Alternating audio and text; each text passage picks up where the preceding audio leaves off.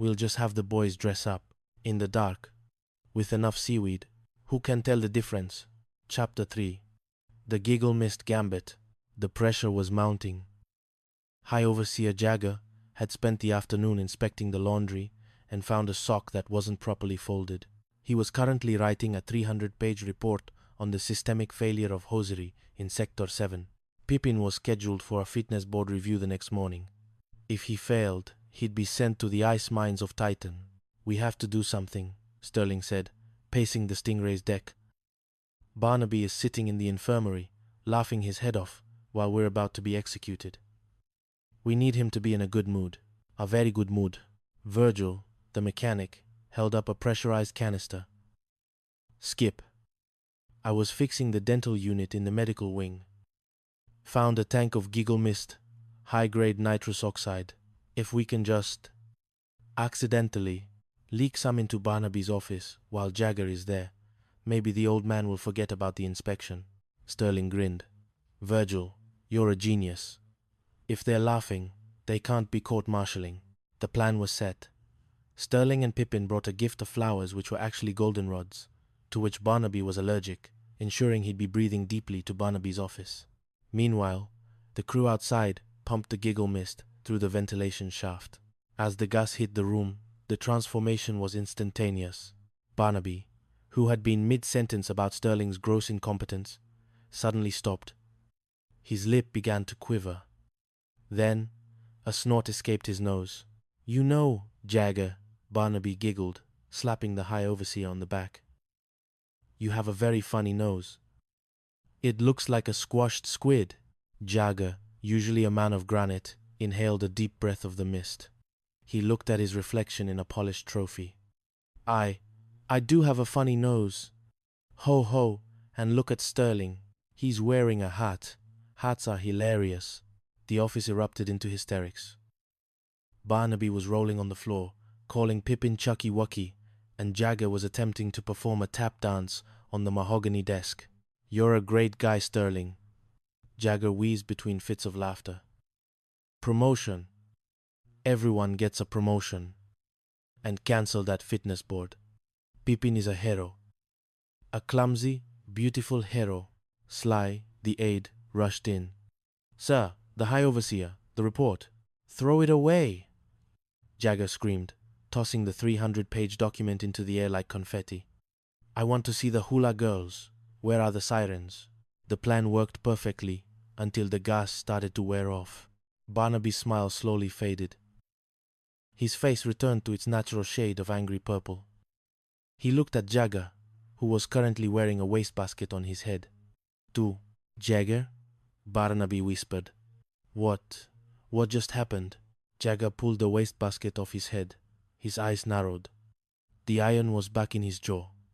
Barnaby, explain why I'm standing on your desk with a trash can on my head. And explain it now.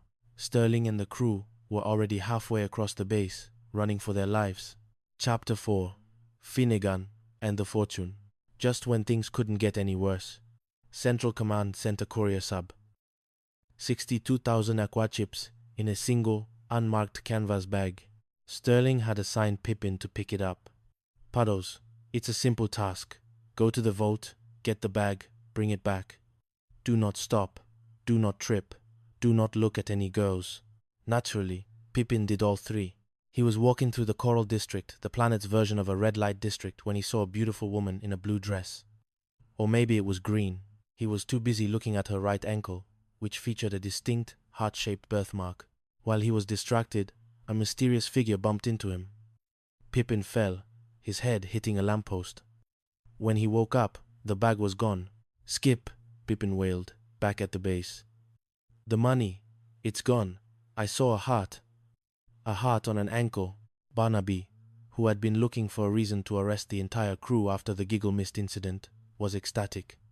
Grand larceny. Theft of a military payroll. Sterling, Pippin, you're all going to the brig. Unless you can find that money in the next 3 hours. The crew scoured the Coral District. They checked every ankle in every bar, leading to several brawls and one very confused grandmother. Suddenly, Pippin screamed, There, in the lagoon. It's Sydney, I mean, Finnegan. Finnegan was a finback, a local aquatic creature that looked like a cross between a crocodile and a very friendly Labrador. Pippin had been secretly feeding it peanut butter sandwiches for weeks. Finnegan was swimming toward them, and in his mouth was a familiar canvas bag. He found it. Pippin cheered. Good boy, Finny. Give it to me. Finnegan, however, was in a playful mood. He dove under the water, then surfaced near Barnaby's private pier.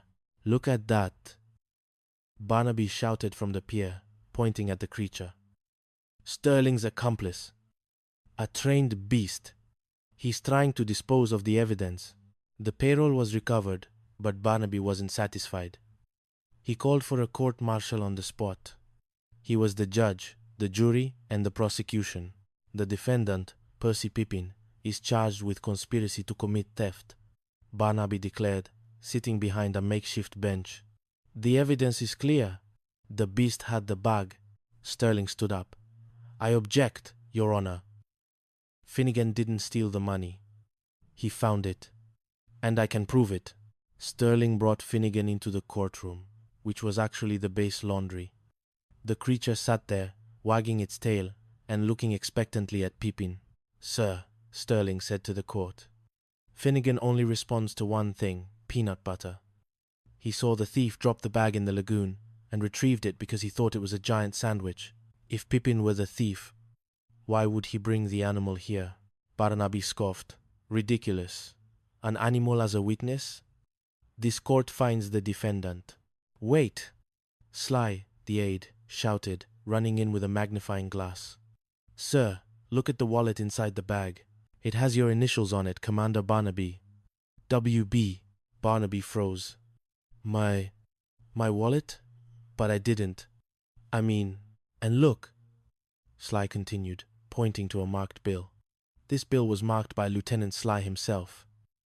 He said, You told him to set a trap for Sterling by planting your own money in the payroll. The room went silent. Barnaby had tried to sting Sterling by adding his own marked cash to the bag, hoping to catch Sterling with it later. But by doing so, he had effectively implicated himself in tampering with a military payroll. High Overseer Jagger, who had been watching from the shadows, stepped forward. Barnaby, you tried to frame your own officers? That is a violation of the Aquatica Code. Section 1-2, Paragraph 4. Barnaby began to sweat. It was a joke, a social experiment. I was testing their integrity. Jagger didn't laugh. You're demoted, Barnaby. You'll be overseeing the waste reclamation plant on the moon of Mimas. Sterling, you're back in command. And Pippin. And get that animal out of my courtroom. Epilogue. The moonlight over Aquatica. As the twin moons of Aquatica Prime rose over the shimmering waves, Captain Sterling sat on the deck of the Stingray. 4-6. Pippin was nearby, sharing a peanut butter sandwich with Finnegan. You know, Skip, Pippin said, his mouth full of bread. Sterling smiled, leaning back in his hammock. We did, Puddles, but don't get too comfortable. I hear the new commander is arriving tomorrow, and word is he's even crazier than Barnaby. Pippin sighed. Well, at least we still have the giggle mist and the hula skirts, Sterling added. Across the lagoon, the sound of a disgruntled finback echoed through the night, a reminder that on Aquatica Prime, life was never simple, but it was always, undeniably, hilarious. The end. The Ballyhoo Mutiny, a comedy of errors on the high seas. Bigamini. Chapter. The Garter Belt Gambit. The humidity on Ballyhoo Atoll was thick enough to chew, but inside the headquarters of Admiral Archibald Iron Grit Thistlethwaite, the air was vibrating with a different kind of tension. Thistlethwaite, a man whose face was perpetually the color of an overripe tomato and whose blood pressure could power a small locomotive, was currently staring at his supply officer with a look that suggested he was debating whether to court-martial him or simply feed him to the sharks. Garter belts. Penhaligon, Thistlethwaite barked, slamming a fist onto his mahogany desk. The nurses' choir is demanding garter belts, and you're standing there looking like a beached whale. This is the United States Navy. not a haberdashery, but if they need them, you snap to it. You